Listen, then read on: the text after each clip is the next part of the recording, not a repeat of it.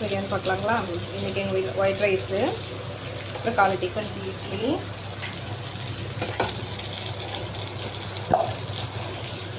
இது வந்து பொடி, இட்லிக்கு பொடி, டிஃபனுக்கு இட்லி பொடி. இது வந்து கனவா கிரேவி ரெடி ஆகிட்டுருக்கு.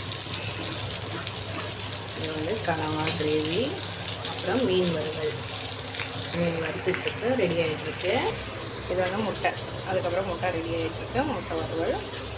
இது வந்து எங்கள் அப்பா எடுத்துகிட்டு வந்து கொடுத்ததுங்க. வாழைக்காவும் மாங்காவும் இன்றைக்கி காலையில் எடுத்துகிட்டு வந்து கொடுத்தாங்க. அவங்க எடுத்துகிட்டு வந்தது தான் இந்த கிரேவியும்